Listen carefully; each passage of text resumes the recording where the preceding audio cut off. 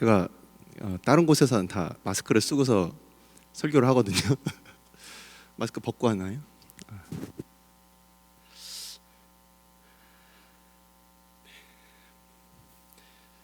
잠깐 기도하고 같이 말씀 보도록 하겠습니다. 아버지, 주의 청년들 함께 모였습니다. 오늘 3000년도 넘는 시간 전에 살았던 하나님께서 택하셔서 주의 일을 이루셨던 한 사람을 우리가 함께 만나는 시간 갖게 하여 주시고, 그 옛날에 있었던 일이 오늘날 우리의 마음 가운데 살아나도록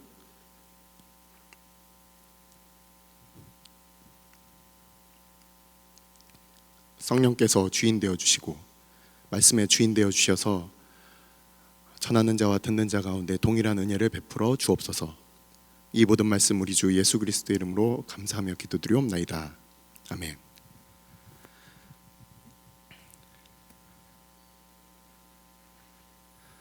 지난번에 정성훈 목사님이 저 뜬금없이 운다고 여기서 앞에서 얘기를 하셔가지고, 제가 알고 있는 어떤 분이 그 영상을 보셨다면서 저한테 신고를 하셔가지고 저도 이제 찾아서 보고 앞에서 울면 안 되겠다.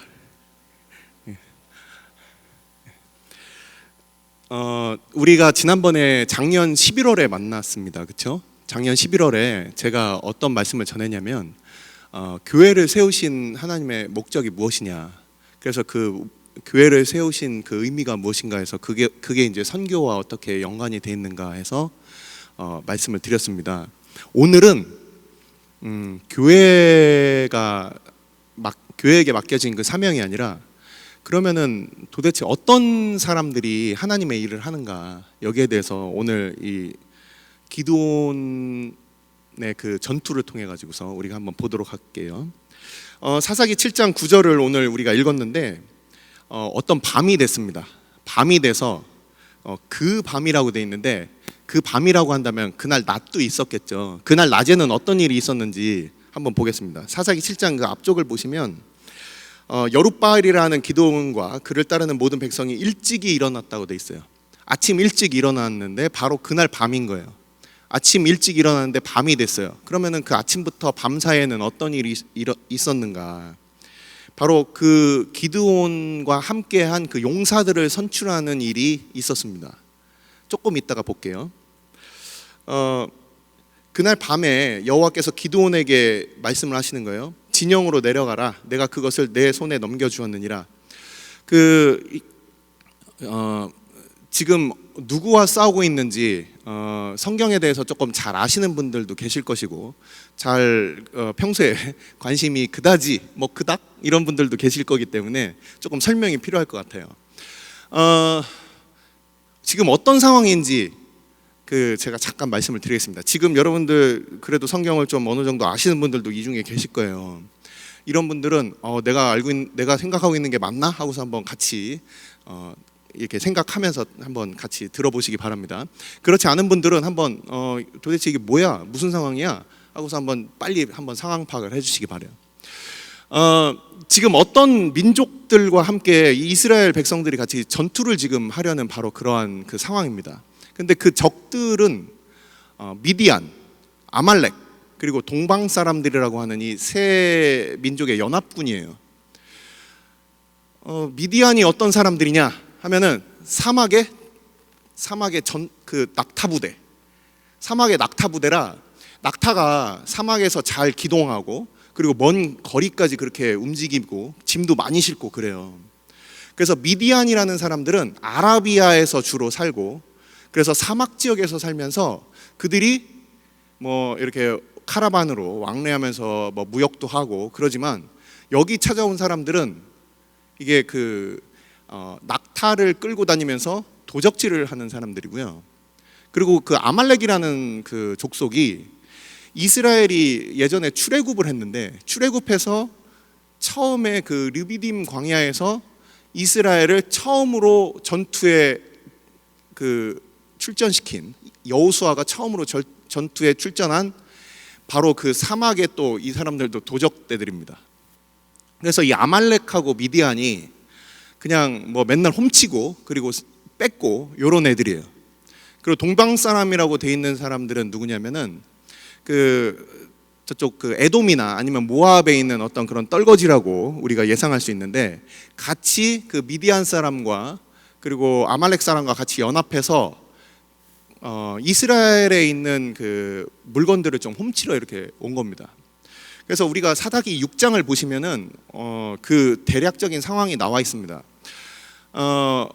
괴롭힘을 얼마나 당했냐 하면 7년 동안을 당하게 되는데, 이스라엘 사람들이 뭔가 하려고 그러면 와서 뺏고, 뭔가 하려고 그러면 와서 뺏고, 뭔가 하려고 그러면 와서 뺏는 거예요. 여러분들 그 학교에서 좀 내가 좀 뭐 일진 뭐 그런 분들 아니면 좀 괴롭힘을 친구들한테 좀 당해봤다, 그런 분 혹시 계십니까? 갑자기 손들지 말고 당황하니까. 그런 사람들이 이런 거예요. 오늘 소세지 반찬이야. 소세지 안 먹나 요즘은? 뭐 랍스타 반찬이야. 내가 먹으려고 딱 하는데 친구가 따와가지고 야 뭐냐? 좋은 거 먹네? 하고서 탁 뺏어 먹어. 뭐야? 그랬는데 처음에 입학할 때, 중학교 입학할 때 그놈이 같은 중학교 내내 같은 반이고 고등학교까지 같은 반이 돼가지고 6년 동안 계속 뭐냐? 하고서 계속 뺏어 먹어. 뿐만 아니라 야 배가 좀 출출한데 저기 매점 가서 좀 사와라 하고서 빵 셔틀을 나를 계속 시키네. 되게 열받죠. 근데 찍소리도 못해. 왜냐하면 걔는 완력이 있으니까. 그런 상황인 거예요. 지금 이스라엘이 7년 동안 걔네들만 오면 그냥 다 뺏어가. 와, 이 뭐 이런 놈들이 다 있나 싶으면서도 내 힘이 없으니까 그냥 뺏기는 거죠. 그래서 이 이스라엘 백성들이 굴을 파는 거예요. 그냥 산이 조금 이렇게 그 쉽게 굴을 팔 수 있는, 그냥 막 그 암벽으로 이렇게 막 그 생긴 산이 아니라 좀 이렇게 막 파면은 팔 수가 있어요. 그래서 여러분들 그 이스라엘 뭐 사진 같은 거는 좀 보셨죠? 그런 어떤 뭐 흙벽 또는 약간 그 무른 벽이니까 거기에다 사람들이 막 구멍을 파고 거기에 들어가서 다 짱 박히는 거예요. 존버하는 거예요. 다 막 숨어가지고 그냥 얘네들만 나타나면 또 뺏으러 왔네 하고서 다 숨어가지고서, 그래가지고 미디안이나 아말렉이나 그리고 그 동방 사람들이 나타나면 그냥 뭔가 낌새만 딱 있으면은 그냥 무조건 숨는 거예요. 여기서 군대 다녀오신 분들 한번 손 들어보세요. 군대 다녀오신 분들, 괴롭히는 선임이 있었습니까? 괴롭히는 선임이었습니까? 둘 다.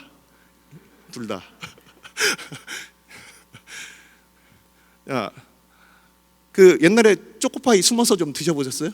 네, 초코파이 숨어서 드셔보세요. 어디 숨었어요? 네? 보일러실? 화장실. 그렇지, 화장실에서 그 바스락 소리 안 나게 조심해서 살살 녹여가면서. 어땠어요 그때? 나 참 되게 자랑스러웠어요. 나는 뭐 007이야 뭐 이러면서 먹었나? 되게 막 부끄럽고 막 되게 막 난 이런 자유도 없네 막 그런 생각이 들죠. 아마 그 형제가 괴롭혔던 그 후임도 아마 화장실에서 그렇게 이제 먹었겠지만, 계속 나를 괴롭히는 놈이 나타나서 계속 나를 이렇게 막 갈구고 또는 막 뭔가 뺏고 그러면 이게 막 되게 힘든 거죠. 뭐 우리 그 여학생들은 아마 더 힘들 거라고 생각합니다. 남자들보다 여인들의 세계가 더 힘들다는 걸 제가 알고 있거든요. 뭐 갈구고 그 직접 까고 돌려 까고 뭐 이렇게 하면서 되게 힘들게 만드는 게 이제 또 그런 일들이 있어요. 그게 그냥 하루 이틀 보고 안 볼 사이면 괜찮지만 7년 동안 계속 괴롭힘을 당하니까 이 사람들이 노이로제가 있는 거예요. 근데 그 원인이 뭐라고 돼 있느냐? 이 사람들이 쳐들어온 원인이 뭘까? 6장 1절에 나와 있습니다. 이스라엘 자손이 또 여호와의 목전에 악을 행하였으므로 여호와께서 7년 동안 그들을 미디안의 손에 넘겨주셨다. 하나님이 넘겨주신 거예요. 무슨 악을 그렇게 행했길래 하나님께서 7년 동안이나 이렇게 괴롭게 하셨을까? 보통 성경에서 말하는 악은 하나님을 버리고 자기의 우상을 만들고 자기가 인생의 주인이 돼서 그 모든 것들을 해결하려고 하는 것들이 있고, 그리고 하나님의 법이 있고 하나님의 통치가 있는데 이 세상에 그 당시에 있는 아모리 족속의 그 우상을 저거 섬기면 좀 뭔가 좀 삶이 좀 나아지려나 하고서 그것에게 마음을 뺏기고 그것을 절하는 것을 하나님 앞에 범죄하고 악을 행한다라고 그렇게 얘기를 하고 있습니다. 이스라엘 백성들이 하나님께서 그 가나안 땅을 주셨는데 하나님만 섬기는 것이 아니라 하나님도 섬기고 그 아모리족 속의 신들도 함께 섬기면서 뭔가 내가 이 안에 뭔가 내가 모르는 뭔가 그 비밀스러운 성공의 비밀이 있지 않을까, 이렇게 마음이 팔렸다는 거예요. 그래서 하나님께서 이들에게 정신 차려라 하고서 7년 동안 그렇게 외적의 침입에 그렇게 놔두신 겁니다. 그래서 사람들이 다 굴에 숨고 땅 파고 숨고 이런 가운데 오늘 등장하는 바로 그 기드온이라는 사람, 우리 어렸을 때 여기서 이제 주일학교 출신들은 기드온과 300 뭐라고 배웠죠? 기드온과 300 용사, 그렇죠? 기드온과 300 용사로 다 배웠어요. 저도 그렇게 배웠고 대부분 사람들이 기드온과 300 용사가 보통 횃불을 딱 그 왼손에 들고 오른손에 딱 뿔나팔 들고서 뿌 하는 거 막 그런 그 사파랑 함께 뭔가 이렇게 되게 막 멋있게 이렇게 나온단 말이에요. 근데 이 기드온이라는 사람이 이 6장을 보시면 이 첫 등장을 하는 데가 참 재밌습니다. 뭐 성경에 대해서 좀 많이 이렇게 그 관심이 있는 분들은 이게 어떤 상황인지 아실 거예요. 6장 11절을 보시면 기드온이 타작을 해요. 타작을 할 때 보통 그 뭐 보리 타작, 밀 타작을 할 때 여러분들 그 여기서 농사 좀 지어 보신 분들 많지 않을 거예요, 그렇죠? 보통 바람이 이렇게 부는 넓은 그 공터에서 밀을 이렇게 또는 보리를 이렇게 하든지 아니면은 그 막 찰싹 이렇게 그 밀을 까부르면은 그러면은 그걸 가지고서 쭉 퍼가지고서 공중으로 막 던지면 그러면은 이제 껍데기는 막 날아가고 그리고서 알곡이 떨어집니다. 이런 방식으로 밀타작이나 보리타작을 하는 거예요. 근데 넓은 넓은 개활지에서 바람이 부는 것을 가지고서 이렇게 타작을 해야 되는데 여기 보면은 그 포도즙 틀에서 그가 하고 있어요. 왜냐면은 넓은 지역에서 막 이렇게 그 추수한 이 곡식을 이렇게 하면은 저 멀리서 먹을 거다 하고서 또 얘네들이 또 이 귀신같이 이제 알고서 막 오는 거예요. 미디안 족속과 그리고 그 아말렉과 동방 사람들이 쟤네들 또 먹을 거 턴다 하고서 우르르 몰려와서 그거 다 뺏어가니까 기드온이 지금 7년 정도 지난 시기예요. 왜냐하면 이제 다 쫓아낼 거니까 이미 7년 동안 그렇게 당했기 때문에 그들이 살아남는 방법, 그래서 그들이 숨어서 포도즙 틀에서 찰싹 삭삭삭삭 하면서 포도즙 틀은 옆에 이렇게 그 낮은 그런 그 담장도 있고 그리고 대략 살짝 비탈진 곳에서 합니다. 왜냐면은 그 포도가 이제 밟으면은 그게 이제 흘러가지고서 또 모아야 되기 때문에 그런 식으로 이제 포도즙 틀이 운영이 되는데 거기서 기드온이 이제 막 몰래 숨어가지고서 이제 찰싹찰싹 뭐 그러면서 그 보리나 밀타작을 하고 있는 거예요. 바로 그런 상황 가운데 제가 성경을 읽으면서 성경이 굉장히 그 유머러스하다는 생각을 좀 갖게 됩니다. 여기 이 장면도 그렇고 예전에 다윗이 골리앗과 싸우기 위해서 그 사울왕 앞에 나가는 장면이 있어요. 그걸 보면은 저는 그걸 보면서 조금 피식 하고서 웃음이 나왔는데 왜냐면은 왕이 막 두려워하고 있고 청소년이 딱 왕 앞에 나타나가지고 왕이여 두려워하지 마소서 하고서 청소년이 한나라의 대통령을 막 위로하고 있어. 이런 모습들 보면 좀 재밌고 오늘 같은 경우도 그래요. 숨어가지고 막 이렇게 밀타작을 하고 있는데 여호와의 사자가 그 땅에 그 상수리 나무 아래 갑자기 와서 앉습니다. 이 상수리 나무라는 것은 그곳이 대부분 그 예배의 처소였어요. 상수리 나무가 크고 웅장합니다. 그 밑에 딱 와서 앉고 그러고서 이제 그 기드온에게 나오는데, 이것은 바로 하나님께서 임하셨다라는 것을 나타내는 장면이에요. 하나님께서 그 상수리나무 아래로 오셔서, 그래서 그 기드온에게 이제 다가오셔가지고서 그 기드온을 보시고 숨어가지고서 자기 그 생계를 위해서 정말 힘들게 살고 있는 이 기드온에게 이렇게 말씀하시는 거예요. 뭐라고 말씀하십니까? 12절입니다. 6장 12절을 보시면 여호와의 사자가 기드온에게 나타나 이르되 큰 용사여 여호와께서 너와 함께 계시도다. 지금 숨어가지고서 지금 자기 생계를 위해 가지고서 막 숨어서 지금 찌질하게 지금 하고 있는 이 기드온한테 큰 용사여, 큰 용사여.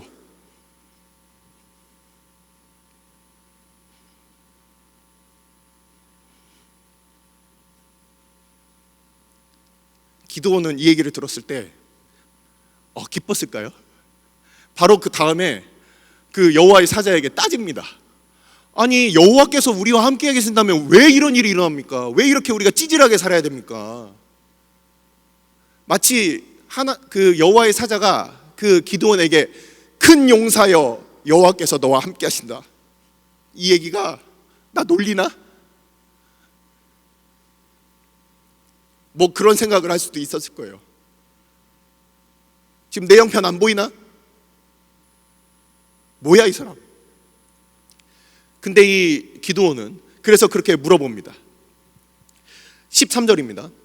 오 나의 주여, 여호와께서 우리와 함께 계시면 어찌하여 이 모든 일이 우리에게 일어났나이까? 또 우리 조상들이 일찍이 우리에게 이르기를 여호와께서 우리를 애굽에서 올라오게 하신 것이 아니냐 한 그 모든 이적이 어디 있나이까?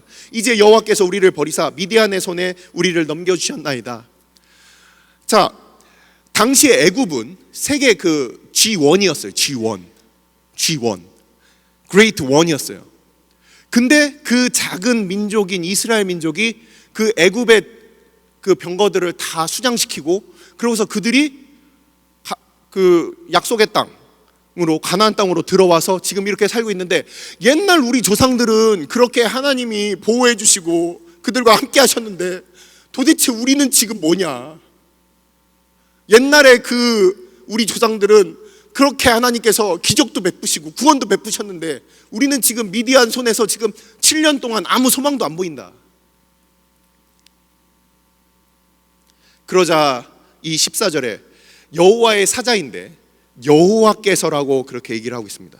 여호와께서 그를 향하여 이르시되 너는 가서 이 너희 힘으로 이스라엘을 미디안의 손에서 구원하라. 내가 너를 보낼 것이 아니냐 하시니라.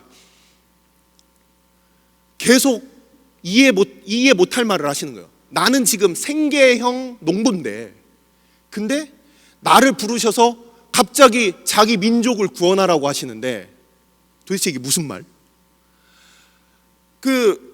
미디안 족속들이 와서 얼마만큼 영향을 미쳤냐면 그냥 기드온의 동네에만 영향력을 미친 게 아니에요. 여러분들이 보시면은 이렇게 돼 있습니다. 지금 우리나라로 따지자면 이스라엘이 그렇게 넓은 땅은 아닙니다. 여러분들 보시면 아시겠지만 아주 넓은 곳은 아니에요. 부산으로 들어온 왜구가 경상도권을 부산에서부터 저기 그 구미까지 다 훑고 지나간 거예요. 목포로 들어온 왜구가 저기 그 전주까지 왔다 갔다 하면서 다 쓸어버리는 거라고 그렇게 나와 있어요. 성경에 보면은 지금 그 기드온의 고향이 위에 갈릴리 호수가 있고 밑에 사해가 있는데, 갈릴리 호수 바로 왼편이거든요. 거기에 이스라엘 골짜기가 있고 볼록 튀어나온 그 갈멜산이 있는 바로 그 지역입니다. 바로 그곳부터 해서 가사라고 그래가지고 그 이스라엘 최남단 브엘사바야에서 멀리 떨어진 그 최남단까지 그들이 왔다 갔다 하면서 온 이스라엘 전 국토를 훔쳤다고 그렇게 나오고 있어요, 성경에는. 그들이 기동력이 좋고 그들이 뺏는 약탈하는 스킬도 좋아가지고 그냥 다 뺏어가지고 가는 거예요. 그렇게 7년 동안 이렇게 고생을 하고 있었습니다. 바로 그에게 있어서 그는 그렇게 그 참담한 현실 가운데서 갑자기 하나님께서 여호와의 사자가 뜬금없는 얘기를 하니까 도대체 이게 무슨 소리냐. 그래서 잠깐 기다리시오 하고서 그가 예물을 가지러 갔다가 이제 돌아와서 그래서 예물을 펼쳐놓는데 이런 방식으로 펼쳐놓습니다. 새끼 염소를 이제 잡았어요. 그래서 그 고기를 이제 삶았어요. 그리고 그 국물하고 고기하고 그리고 빵을 만들어 왔어요. 그래서 그걸 가지고서 이제 딱 왔는데 그 여호와의 사자가 자 이거 여기다 놔봐. 자 고기도 놓고 빵도 놔요. 근데 그 위에다가 국물을 부으래요. 국물을 부으면은 불이 잘 붙겠습니까? 안 붙겠습니까? 마치 엘리야가 하늘에서 불이 내릴 때 그게 하늘의 불임을 증명하는 그 사건이 그냥 그 바짝 마른 아침부터 저녁까지 바짝 마른 그런 짐승의 그 사체에 불이 내린 것이 아니라 거기에다 물을 막 붓죠. 마치 그거 같아요. 국물을 막 부었는데 거기에 불이 붙어서 그것이 불이 붙고 그 불이 붙었을 때 여호와의 사자는 갑자기 사라져 버립니다. 이렇게 하나님께서 기드온에게 나타나셔서 큰 용사여 여호와께서 너와 함께 하시는도다. 도대체 이 말은 과연 정말 맞는 말이냐? 그렇게 겁쟁이처럼 숨어있는 이 기드온에게 갑자기 나타나셔서 여러분들 지금 어떻습니까? 여러분들 내가 좀 용사답다. 그렇지 않은 나의 일상 속에서 갑자기 큰 용사여 여호와께서 너와 함께 하시도다. 너무 괴리가 있어서 갑자기 받아들일 수도 없고 이게 무슨 말인지도 모르겠어. 나는 큰 용사도 아니고 정말 하나님께서 나와 함께 하신다면 이 일들도 일어날 것 같지 않은데 도대체 지금 내 앞에 있는 많은 문제들이 있고 그리고 내가 지금 이해할 수 없는 이 많은 일들이 일어나는데 정말 내가 큰 용사가 될 수 있나? 그리고 내가 정말 하나님께서 우리와 함께 하시는가? 그렇게 기드온은 시작을 합니다. 그러면서 이제 기드온은 에피소드가 정말 많아요. 그냥 오늘 다시 본문으로 잠깐 돌아올게요. 오늘 본문을 보시면 그 밤에 여호와께서 기드온에게 이르시되 일어나 진영으로 내려가라. 내가 그것을 내 손에 넘겨주었느니라. 그러면은 군인들은 보통 어떻습니까? 네! 하고서 가가지고서 바로 이제 그 작전을 펼쳐야 될 거 아니에요? 근데 이 기드온이 어떤지 하나님께서 아셔요. 10절을 보세요. 만일 내가 내려가기를 두려워하거든 내 부하 브라와 함께 그 진영으로 내려가서. 분명히 이 기드온이 사령관입니다. 근데 이 기드온이 얼마나 겁쟁이인지 하나님께서 아시는 거예요. 기드온이 네 가겠습니다 이렇게 안 할 것도 아시고 그에게 만일 내가 내려가기를 두려워하면 내 부하 브라를 데리고 가라. 브라라는 사람이 있어요. 브라라는 사람은 이름이 당당함이야. 당당함. 그 뜻이 당당함이에요. 평소에 얼마나 당당했으면 이름이 브라야. 그래가지고 그 친구를 데리고 가라. 그러면은 기드온도 얘라면 안심이야. 걔랑 같이 이제 미디안 진영으로 갑니다. 갔어요. 갔는데 어때요? 그 진영 쪽으로 갔는데 12절을 보세요. 미디안과 아말렉과 동방에 모는 사람들이 골짜기에 누워 있어요. 이스라엘 골짜기에 쭈르륵 누워가지고서 그들이 진을 치고 있는데 숫자가 대략 얼마인 것 같습니까? 숫자가 대략 얼마였을까요? 맞추시는 분 우리 임원들 잘 보시고서 큰 상을 내려주세요. 큰 상. 자, 몇 명 정도 있었을까? 못 맞출 걸 알기 때문에 내가 물어본 거야. 몇 명 정도 있었을까요? 그 쳐들어온 사람들이 최소 몇 명? 사사기 8장을 보시면 거기에 우리 힌트가 있습니다. 사사기 8장에 보면 기드온이 사람들이 이제 그 쳐들어왔던 그 이 연합군들을 다 이제 죽이고 그들이 이제 도망가는 장면이 나옵니다. 이제 승리해서 도망가는 장면이 나와요. 그 도망가는 백성들을 이제 추격하는 장면이 나오는데 거기서 12만 명이 죽었다. 그리고 살아남은 자가 15,000명이다 이렇게 얘기를 해요. 그러니까 총 합쳐서 대략 최소 13만 5천 명의 병력이 있는 거예요. 13만 5천 명의 병력이 자기 그 군장도 짓고 그리고 거기에 옆에 이제 탱크들, 낙타라고 불리는 그런 탱크들 놓고서 사람들이 쫙 이렇게 누워 있는 거예요. 13만 5천 명의 사람과 그리고 많은 사람들이 그 낙타를 탔는데 그 낙타 주차장까지 하면은 꽤 많겠죠. 지금 우리 여기 모인 사람들이 얼마 정도 될까요? 대략 얼마 정도 되죠? 이 정도 모이면? 100명 조금 넘나요? 네. 지금 이 100명 조금 넘는데 몇 배가 있어야 되는 거야? 몇 배가 있어야 되죠? 네, 그만큼 있어야 돼요. 13만 5천 명이 그렇게 있으면 아마 빼곡하게 들어서는 게 아니라 그들이 텐트도 쳐야 되고 장막이라고 돼 있죠. 텐트도 쳐야 되고 낙타도 주차해야 되고 그러면은 아마 여기서부터 아마 대전역까지 쫙 있지 않았을까. 대전역까지는 좀 너무 심한가? 어쨌든 뭐 여기서 뭐 서대전 공원 일대로 한번 쫙 그렇게 펼친다고 생각을 해보십시오. 굉장히 넓었을 거예요, 그렇죠? 그렇게 그들이 이제 골짜기에 누워 있는데 이 성경에서 굉장히 그것을 강조하고 또는 이제 과장스럽게 얘기하는 부분이 뭐라고 되어 있냐면 해변의 모래처럼 많다. 근데 지금 기드온과 함께한 사람들은 몇 명이었습니까? 아까 말씀드렸죠. 몇 명이 같이 모였죠? 300명. 13만 5천에 300명이 지금 그 싸워야 되는 상황이에요. 그 우리를 죽이려고 하시는가 이렇게 생각할 수 있는 거예요. 기드온이 봤을 때는. 자, 이제 여기서 이제 300명이 뽑히게 된 이유를 우리 잠깐 보도록 하겠습니다. 사사기 7장 1절부터 우리 읽은 그 9절 전까지 해서 바로 전문맥에 나와 있습니다. 1절부터 8절까지를 보시면 자, 이제 하나님께서 기드온에게 그 미디안 백성들과 이제 싸우도록 하시는데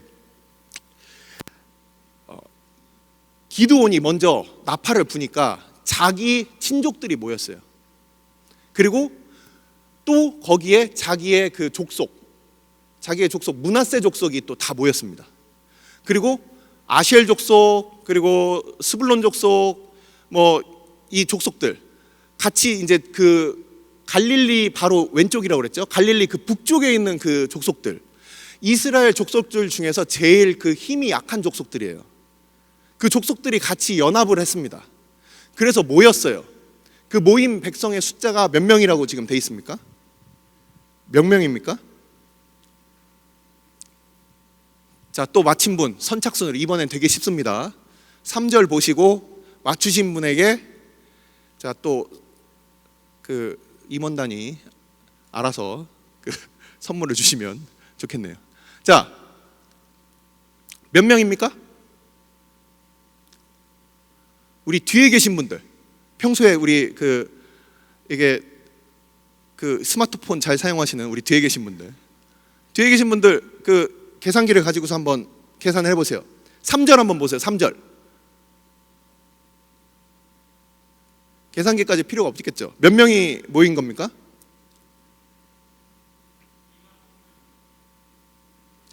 (2만 5천) 돌아간 백성이 2만 2천이요 남은 자가 1,000명이었는데 합치면 몇 명이죠? 3만 2천. 그렇죠? 3만 2천 명이죠. 3만 2천. 제가 귀가 좀 안 좋아요. 그래가지고 여러분들이 그 정답을 얘기했을 텐데 제가 지금 잘못 들었어요. 죄송해요. 자, 3만 2천 명이 모인 거예요. 그렇죠? 13만 5천에는 좀 많이 모자라지만 그래도 어느 정도 한번 붙어볼만 뭐 전투 한 번 정도는 해볼 수 있는 뭐 기습하면 그럴 정도 사람이 모인 거예요. 근데 거기서 하나님께서 뭐라고 하냐면 2절 보세요. 여호와께서 기드온에게 이르시되 너를 따르는 백성이 너무 많은즉, 하나님 국어 잘 못하시는 거 아니에요? 너무 많다고? 너무 많은즉 내가 그들의 손에 미디안 사람을 넘겨주지 아니하리니 이는 이스라엘이 나를 거슬러 스스로 자랑하기를 내 손이 나를 구원하였다 할까 함이니라. 분명히 여전히 열세인데도 우리가 보통 우리가 되게 열세인데 뭔가 하나 딱 성공하면 내가 잘났지. 그래서 막 성공 신화를 막 얘기할 수 있어요. 근데 그게 아니라 이 모든 일들이 일어나면 이게 하나님의 은혜구나. 하나님께서 이것들을 허락해 주셨구나. 이런 것들이 이 이스라엘 사람들 가운데는 이미 하나님을 떠난 지 오래라 그런 것들을 생각할 수 있는 사람들이 아니에요. 그러니까 하나님께서는 자, 얘기해라. 자, 이제 너는 백성의 귀에 외쳐 이르기를 누구든지 두려워 떠는 자는 길르앗산을 떠나 돌아가라. 그러면은 끝까지 싸우겠습니다 해야 되는데 돌아간 사람이 22,000명, 3분의 2가 돌아갔어. 가뜩이나 조금인데 3분의 2가 돌아가고 이제 10,000명 남았어요. 10,000명. 근데 이 10,000명이 여러분들 어떻게 생각하십니까? 10,000명이 진짜 용기 있는 사람들이었을까요? 제 생각에는 그 중에 이런 사람들도 있었을 거예요. 돌아갈까 말까?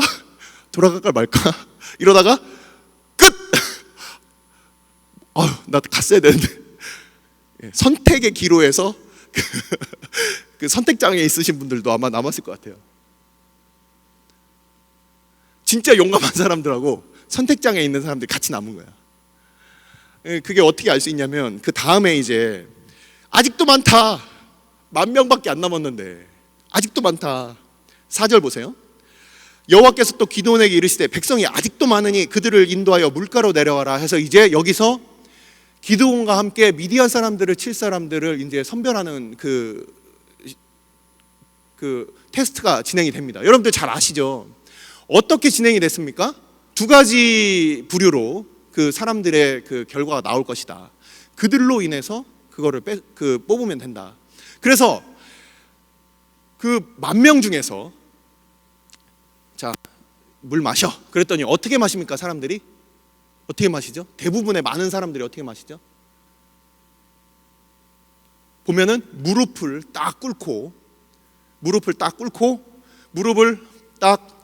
꿇고 고개를 확 쳐박고 벌컥 물은 역시 이렇게 마셔야지 이러면서 용감하게 그렇게 마시는 사람들, 이 맛이야 막 이런 사람들이 이제 막 마시는 거예요. 막 10,000명이.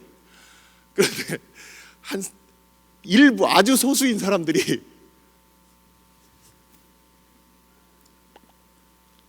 이렇게 마시는 거예요.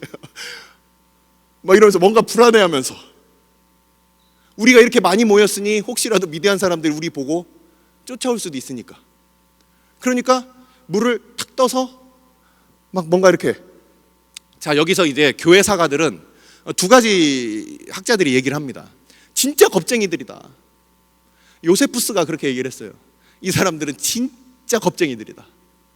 그래서 물 한 번 마실 때도 충분히 그냥 마음 놓고서 못 마시고 그 시간, 그 짧은 시간조차도 손으로 떠서 이렇게 핥아먹는 개처럼. 그래서 여기 개라는 표현이 돼 있어요. 아주 수치스러운 단어죠. 개가 물론 집에서 귀엽지만 나를 개라고 부르면 내가 기분 좋진 않을 거야. 그렇게 개라고 표현돼서 그래서 물을 막 핥아먹는 거예요. 근데 이제 어떤 학자들은 또 이렇게 얘기를 합니다. 그들이 아주 겁쟁이들은 아니었을 것이다. 그들은 아주 신중한 사람들이었을 것이다. 아마 그 학자가 뭐 그런 부류가 아니었을까 생각이 들어요. 정말 좋게 얘기해도 겁쟁이 아니면 소심이야. 정말 나는 조심성이 많은 사람이야 이렇게 생각하고 싶겠지만 봤을 때는 겁쟁이인 거죠. 근데 겁쟁이라고 또 얘기하기 너무 그런 게 아직 안 싸워봤으니까 모르는 거예요. 정말 신중한 사람들. 그래서 겁쟁이 또는 신중한 사람, 신중이 뭐 소심이라고도 할 수 있고 신중이라는 것도 뭐 좋게 얘기하면 난 신중한 사람이야. 신중해서 나는 지금 하나님의 뜻을 기다리고 있어. 뭐 이런 사람들도 있을 수 있어요. 진짜 막 정말 막 용기가 있어가지고 물을 벌컥벌컥 먹는 애들, 쟤네들 보면 나도 저렇게 되고 싶지만 나는 태어날 때부터 안 돼 하고서 뭐 항상 이렇게 신중한 사람들이 있을 수 있어요. 이렇게 신중한 사람들이 300명이에요. 나머지 막 꿀꺽꿀꺽 마시는 사람들이 10,000명. 그러면은 32,300명 아닙니까? 그런 사람들은 이따 남아서 신앙상담 받으세요. 자, 그 300명이 그렇게 남아서 하나님께서 기드온에게 말씀하시는 거예요. 이 300명하고 같이 가라. 물을 벌컥벌컥 마시면서 용기 있게. 이렇게 해도 모자랄 판에 이렇게 마시는 애들하고 가래. 그래서 옛날에 제가 이 본문에 대해서 우리 권성찬 선교사님, 지금 GMF 그 대표로 하시는 권성찬 선교사님이 좀 재미있게 이제 그렇게 표현을 하셨어요. 이 사람들은 겁쟁이였을 것이다. 그래서 이 사람들은 나중에 뭐 그 여호와를 위하라, 기드온을 위하라, 기드온의 칼이다 이렇게 외칠 때도 좀 이렇게 중성적인 남자들이 아니었을까? 여호와를 위하라, 기드온을 위하라, 기드온의 칼이라 이렇게 얘기하는 사람들이 아니었을까라고 그렇게 이제 우스갯소리를 하셨습니다. 근데 이제 뭐 그거는 이제 뭐 다 그럴 수 없겠죠. 그래서 제 생각에는 신중한 사람들이었을 것이다. 저도 이제 그렇게 생각을 해요.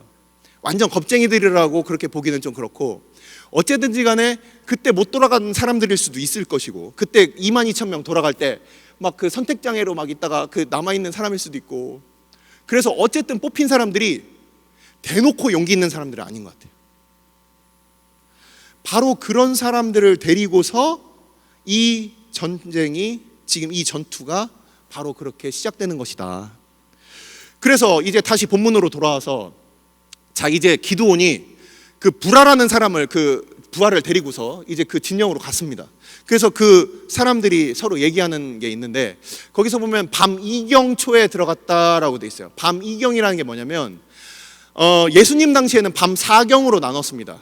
총 그 밤 12시간이 오후 6시부터 아침 6시까지 12시간을 4등분으로 해요. 그래서 3시간씩 4경을 나눕니다. 근데 이 구약 시대에는 3경으로 나눴어요. 4시간씩 3번으로 나눴어요. 그래서 밤 2경이라고 돼 있는데, 밤 2경이라고 그러면은 한 10시 조금 넘은 시각, 4시간씩 나누니까 6시부터 10시까지 밤 1경이 지나가고, 이제 밤 2경이 이제 시작되는 시간이니까 밤 10시부터 이제 12시 전 사이겠죠. 이제 그때 보초교대가 이루어지고 이제 사람들이 잠자리에 들 무렵이에요. 그때 이제 들어갔는데 이미 해는 넘어간 지 오래됐을 것이고, 그래서 많은 사람들이 잠을 자고 있을 수 있어요. 근데 어떤 사람, 두 사람이 대화하는 것을 듣습니다. 뭐라고 되어 있습니까? 그 사람들이 얘기를 하는데, 내가 꿈꿨어. 꿈꿨어. 그러면서 보리떡 꿈꿨어. 이러면서 그들이, 어떤 사람이 그 자기가 보리떡 한 덩이가 막 굴러 내려오더니 자기네 그 텐트를 덮친 거예요. 그래가지고 그게 무너졌다. 그 얘기를 어떤 사람이 하니까 그 얘기를 딱 듣는 사람이 해몽을 하고 있죠. 뭐라고 해몽을 하고 있습니까? 뭐라고 해몽하고 있어요? 14절입니다. 야, 이거는 다른 게 아니야. 이스라엘 사람 요아스의 아들 기드온의 칼이야. 하나님이 미디안과 그 모든 진영을 그의 손에 넘겨주신 거야. 아니, 미디안 사람이 기드온을 어떻게 안다고? 아주 신비로운 일이 그렇게 일어난 거예요. 그래가지고 기드온이 이 믿지 못할 말을 듣고, 그러고서 그가 이제 하나님께서 정말 나에게 붙이셨구나, 이것을 알게 됩니다. 자, 아까 말씀드렸듯이 기드온이 이번 한 번만 하나님께서 그 기적을 베푸셨으면, 그래 기드온을 제가 겁쟁이라고도 안 해요. 근데 아까 처음에 여호와 샬롬 장면에서 하나님의 사자, 여호와의 사자를 직접 대면하고, 그러고서 그가 살아남았어요. 그러고서 그가 이제 하나님 앞에 계속해서, 하나님께서 그를 사용하신다고 했을 때 계속해서 그가 하나님을 시험을 합니다. 뭐라고 시험합니까? 우리 사사기 6장 한번 보겠습니다. 사사기 6장을 보면, 자, 몇 가지가 있는데요. 우선 여호와의 사자와 함께 헤어진 다음에 그날 밤에 여호와께서 기드온에게 나타나시는 거예요. 지금 너의 아비 집에 있는, 너희 동네에 있는 바알 산당과 그리고 아세라 목상을 찍어버려라. 그거 없애버려라. 당시에 이스라엘 백성들이 다 같이 이스라엘 백성이에요. 아모리 족속이 아니에요. 이스라엘 백성들이, 즉 교회에 뭐 마리아 성상이 있다든지, 아니면 교회에 뭔가 그 절하는 장소가 있다든지, 그런 거예요. 이게 말이 됩니까? 우리가 지금 생각으로 말이 안 되죠. 근데 당시에 아모리 족속의 그 방법, 성공하는 방법을 차용한 그 이스라엘 백성들 가운데는 하나님도 섬기고 바알과 아세라도 섬겨서 그들이 제단을 만들어 놨어요. 그래서 그들이 그 앞에서 막 절을 하고 있습니다. 이것을 다 없애버려라 했는데 그게 그 교회 다니는 사람들이 야 그거 말이 없애면 안 돼, 야 그거 우상 없애면 안 돼 이러고 있는 상황인 거예요. 그래서 기드온이 이제는 상식이 무너져버린 바로 그 사사시대에 기드온이 나 이거 없애면 사람들이 나 미워하지 않을까? 그래가지고 언제 갑니까? 밤에 몰래 갑니다. 그래서 그것을 조심스럽게 없애요. 그러고서 하나님 앞에 그 제물을 드려요. 7년 된 둘째 숫소를 데리고서 그것을 아세라상을 찍어버린 그 나무를 가지고서 불태웁니다. 그러니까 사람들이 다 몰려 나온 거예요. 야 이거 누가 이거 없앴어. 그러니까 같이 10명 같이 갔으니까 그 같이 간 사람들 중에 한 명이 이제 얘기를 했겠죠. 너 기드온이야? 너? 네가 지금 미쳤어? 네가 지금 우리 교회에 있는 이 마리아상을 네가 지금 없앴어? 우리 교회에 있는 절하는 이 신상을 없앴어? 교회에 있는 타로 카드 없앴어? 너 큰일 날라고 그래? 믿음을 다 잃어버리고 하나님의 말씀을 잃어버린 세대 가운데 그냥 빌고 나한테 복 주는 게 그냥 하나님이 돼버린 그 시대에 그 다른 것들을 없애는 것 자체가 자기 생명을 거는 그런 일들이 돼버린 그런 시대 가운데 하나님께서 그것을 명령하신 거예요. 그래서 기드온이 그것을 없앱니다. 비록 무서워하지만 결국 하나님의 말씀을 순종해요. 왜냐하면 우리가 하나님의 일을 하려고 할 때 내 안에 있는 그 죄의 문제를 해결하지 않고 내 동네에 있는 바로 내 가족에게 있는 내 안에 있는 그 죄의 문제를 해결하지 않고 어떻게 하나님의 일을 한다고 할 수가 있겠어요? 그래서 하나님께서는 바로 그 기드온의 가정 가운데 그 기드온의 마을 가운데 있는 것부터 없애라 그것을 시킨 겁니다. 그래서 기드온은 그 말씀을 비록 두렵지만 순종을 해요. 그러고 없앱니다. 근데 그때 기드온의 아버지 요아스가 나타나서 기드온을 이제 감싸줍니다. 내가 했습니다 이렇게도 못해요. 듣긴 들었는데 어설퍼. 그게 기드온이었어요. 그리고 그 다음에 어떤 일이 있었습니까? 시간 관계상 조금 빨리 나가겠습니다. 양털 비유 아시죠? 지면은 말라있고 양털은 젖어있고 그래서 그걸 쫙 짜니까 물이 생겼어요. 하나님 한 번만 더요 하고서 이번에는 지면은 젖어있고 양털은 말라있게. 근데 하나님께서는 그거를 다 들어주세요. 그러면서 이제 사사기 6장이 그렇게 끝납니다.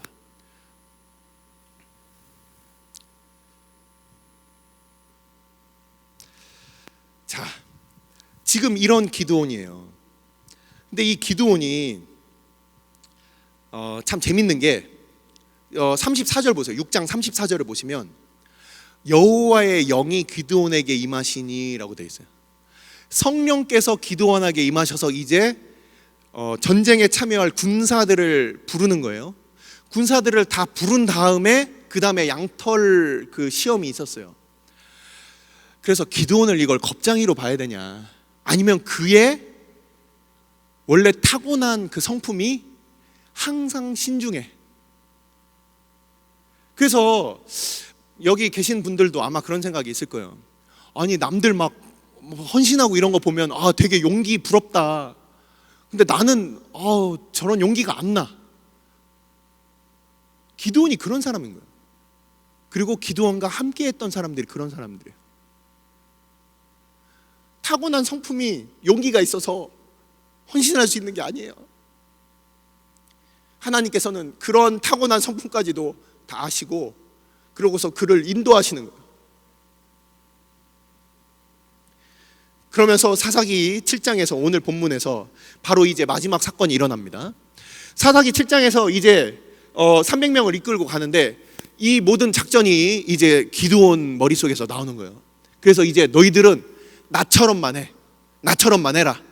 그러면서 300명이니까 100명, 100명, 100명으로 이제 나눕니다. 자, 이제는 여러분들의 상상력이 동원돼야 됩니다. 이제는 한번 잘 생각을 해보세요. 지금 골짜기에 지금 사람들이 진치고 있습니다. 거기서 지금 밤이에요. 그렇게 진치고 있어요. 그리고 이제 세대로 나눠지는데 100명씩 100명씩 100명씩 이제 그 기동성 있게 가서 그들을 에워싸는 겁니다. 에워싸는 거예요. 300명이 최대한 뭐 넓게 할 수도 있고 뭐 가깝게 붙을 수도 있겠지만 어쨌든지 간에 그들을 이제 둘러싸는 거예요. 300명이. 그러고서 이제 기드온이 어떻게 했느냐? 기드온이 어떻게 했습니까? 기드온이 먼저 항아리에다가 불을 담습니다. 항아리에다 불을 담고 오른손에는 뿔나팔을 쥐고서 그러고서 갑니다. 자, 항아리 그리고 횃불 그리고 뿔나팔이 뭔가 그 강력한 무기가 될 수 있을까요? 뭐 그런 거 저기 뭐 롤 같은 데서 뭐 이런 거 같이 합치면은 뭐 무기가 좀 근사한 게 나타나나? 그런 게 횃불 그리고 뭐 그 항아리가 뭐 특별한 게 니트로 글리세린으로 되어 있어가지고 거기에다 불 붙이면 뭐 폭파하나? 그런 것도 아닐 거예요. 세 가지가 뭐 이렇게 그럴싸하게 해갖고서 뭐 특별한 어떤 뭐 전쟁 무기가 나오는 게 아니란 말이죠. 전쟁 무기가 아니에요. 여러분들 잘 아다시피. 근데 기드온이 함께한 사람들에게 그 말을 합니다. 이거 가지고 가자 하고서 그들에게 다 하나씩 지워주고 그러고서 갔는데 이게 어떻게 싸우게 되느냐? 여러분들 보신 바와 같이 이렇게 됩니다. 우선 항아리를 깹니다. 항아리를 깨면 항아리 안에 불을 담고 가니까 어때요? 불빛이 안 보이겠죠, 처음에는. 그리고 항아리 같은 거 가져갈 때 어떤 사람들이 필요할까요? 여러분들 중에서 좀 덜렁대는 스타일, 뭐 하나 갖고 가려면 항상 어디 부딪히고 넘어지고 깨고 이런 분들 계세요? 뭐 핸드폰 석 달 못 넘기는 분들 꼭 쫙 금가 있고 그래가지고 꼭 반드시 그 안심 케어 이렇게 들어야 되고 뭐 아이패드 이런 거 갖고 다니면은 그냥 쫙쫙 금가 있고 막 이런 사람들이 있어요. 근데 이 신중이들은 그 작전에 적합한 거야. 물 이렇게 먹는 애들. 그래가지고 조심성이 아주 막 그 익스트림하게 이제 조심하는 애들. 그런 애들이 그 작전에 있어서 사령관인 기드온과 똑같은 클론 같은 애들이 다 같이 그 불을 가지고서 조심해서 갑니다. 한 명이라도 쨍그랑하거나 한 명이라도 그 불이 이제 드러나면 안 돼요. 근데 그 300명이 잘 갑니다. 잘 갔어요. 가서 그들 가운데 그들이 이제 기드온이 앞장서서 그 항아리를 깹니다. 쨍그랑 하니까 뭐 지금 이거 깰 수도 없고 뭔가 이렇게 딱 깨면은 와장창. 여러분들 식당 가서 누군가가 뭐 이렇게 아줌마 갖고 가다가 와장창 그 맷들이는 소리 들어보셨죠? 그러면 옆에 있던 사람 아이고 깜짝이야. 그런 소리가 이제 나는 거예요. 쨍그랑 하니까 다른 사람들이 이제 그거를 딱 보고서 쨍그랑 하면서 불이 나오고 그래서 그 멀리 있던 사람들도 쨍그랑 소리와 불 나오는 것을 듣고 또 쨍그랑 하면서 자 상상을 해보세요. 한 300개의 그 쨍그랑 소리와 그리고 불이 쫘라라라라라라락 이렇게 등장을 한 겁니다. 그 밤에 자던 미디엄 백성들이 쨍그랑 하는 소리에 뭐야? 그리고 보초 서던 그 사람들도 이게 뭐야? 하는데 쨍그랑 하면서 불이 막 나오기 시작하는 거예요. 그러면서 동시에 뿔나팔을 붑니다. 뿌. 자 여러분들 그 나중에 이거 끝나고 나서 이어폰을 사용하시기 바라요. 이어폰을 사용하시든지 아니면 스피커 앞에 앉아서 유튜브에서 쇼파르라는 단어를 한번 써보십시오. 뿔나팔 해도 되고요. 쇼파르라고 하면은 이 양의 뿔로 만든 뿔나팔이 나옵니다.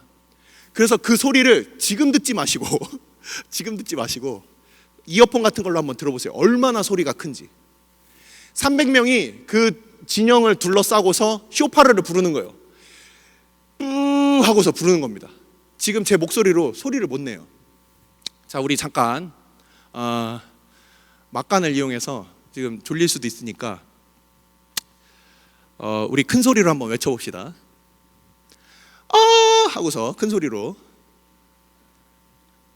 최대한 뿔나팔 소리 비슷하게 뭐 뿌 해도 되고. 자, 지금 여기 100명 조금 넘는다고 그랬어요.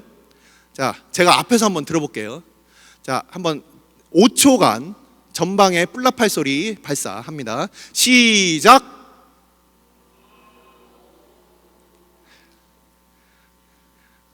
목소리 이거밖에 안 납니까? 목소리 이거밖에 안 나옵니까? 자, 다시 한번. 그냥 스트레스 그냥 푸세요. 욕만 하지 말고 무슨 소리를 내도 돼. 자, 5초간 시작. 정성원 목사님이 애들 기를 죽여놨네. 평소에 이런 거 못하게 했구나. 아유, 죄송합니다. 평소에. 자, 우리 그러면은 예비역들 일어나 주세요.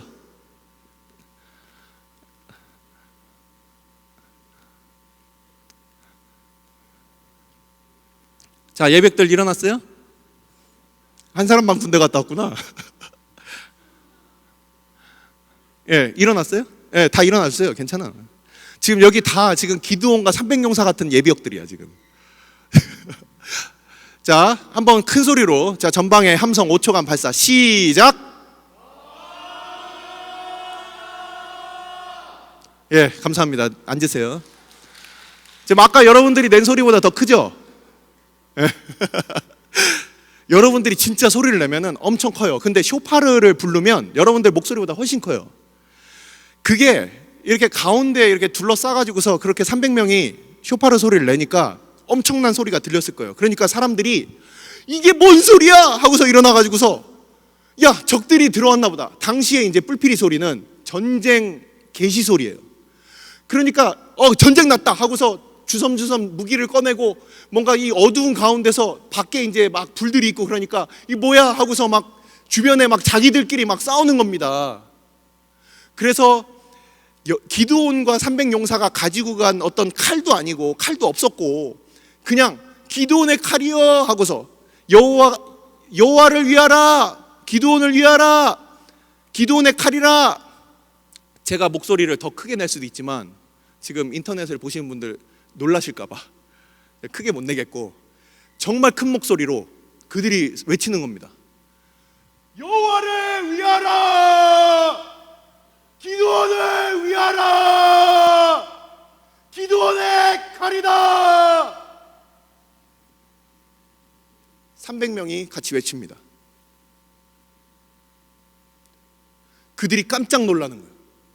자다가 일어나서 이게 뭔 소리 하고서 자기들끼리 막 죽이는 겁니다. 그러고서 300명이 칼도 없이 12만 명을 죽이는 바로 그 사건이 일어나는 거예요. 여기서 12만 명이 다 죽은 건 아니에요. 이들이 막 싸우다가 죽고 자기들끼리 이제 도망갑니다. 그래서 그들이 이스라엘 지경 밖으로 요단강을 건너서 이제 도망가게 돼요. 그때 이제 구원군을 부르니까 다른 지파에 숨어있던 사람들도 다 나와가지고 그들을 다 때려잡습니다. 기드온과 300명의 그 용사들을 사용하셔서 다른 사람들이 다 같이 일어나서 그들과 싸우게 되는 거예요.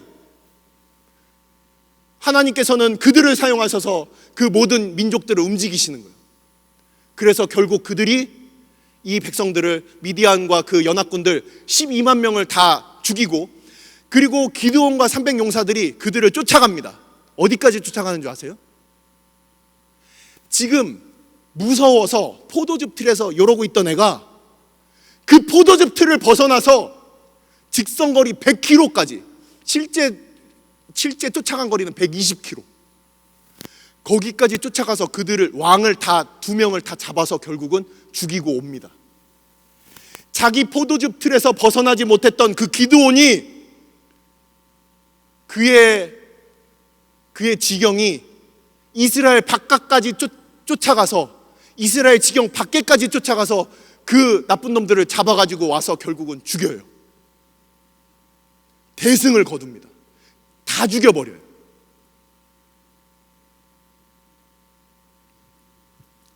기드온 이야기는 이렇게 마칩니다. 하나님께서는 어떤 사람들을 통해서 일을 하실까? 우리가 선교에 대해서 지금 2번째 시간이고 지난 시간에 우리 탄자니아 선교사님 오셔서 같이 말씀을 나눴는데 하나님께서 일하시는 방법은 우리는 환경이 갖추어지고 충분한 사람들이 갖추어지고 보장이 있으면 하겠습니다. 보장이 있으면 헌신하겠습니다. 그러고서 뭔가 일이 잘 되면 내가 했어. 영광은 나한테 돌리고. 하지만 하나님께서는 이것도 너무 많다. 내가 그냥 그런 사람들, 그렇게 소심하고 그렇게 신중하고 그래서 선뜻 나서지 못하는 오히려 그런 사람들을 통해서 내가 일한다. 이 일은 내 일이다. 이스라엘이 나를 버려서 그들이 고통당한 것이지 내가 버린 것이 아니다. 내가 구원한다. 그래서 그 기도원을 통해서 하나님께서는 그들에게 구원을 베푸신 것입니다. 기도하겠습니다. 이 시간 우리가 함께 기도할 때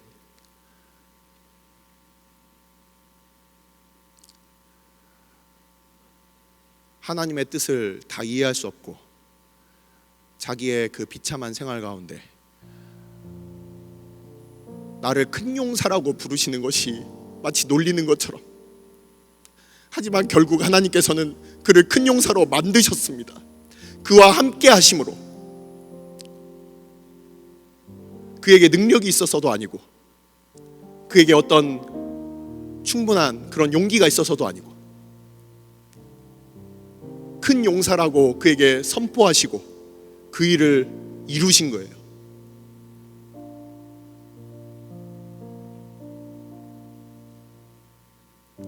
우리에게 어떠한 능력이 있어서 하나님께서 우리가 정말 하나님 앞에 눈꼽만큼 의가 있어서 우리를 의롭다 하신 것이 아니에요.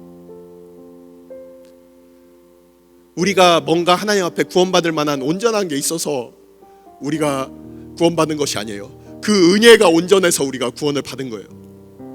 뿐만 아니라 하나님께서 우리를 사용하실 때도 우리가 뭔가 하나님 앞에 사용받을 만한 것이 있어서가 아니라 그 온전하신 은혜가 오늘도 우리를 사용하시는 겁니다.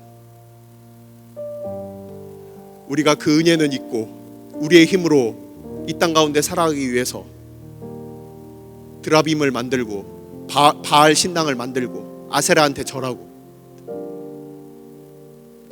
마치 그것들이 나의 삶을 풍성하게 해줄 것처럼 착각해서, 그래서 내 집안 안에 그걸 만들어 놓고 그러면서 하나님은 왜 구원 안 하시냐고 혹시 그렇게 우리가 질문을 던지고 있진 않습니까? 기도원을 부르신 하나님께서는 우리 안에 있는 그 산당을 다 멸하고 우리 안에 있는 죄부터 먼저 다 치워버리고 그리고 그 죄와 싸울 것을 우리에게 말씀하시며 또한 그 모든 것들을 하나님께서 이루어 가심을 그를 인도하십니다. 아버지, 우리의 인생 가운데서도 정말 기도원에게 나타나신 바와 같이 우리에게 소망이 있어서가 아니라 하나님께서 소망 되시는 우리 청년부 되게 해주십시오. 하나님께서 소망 되시는 우리 교회가 되게 하여 주십시오.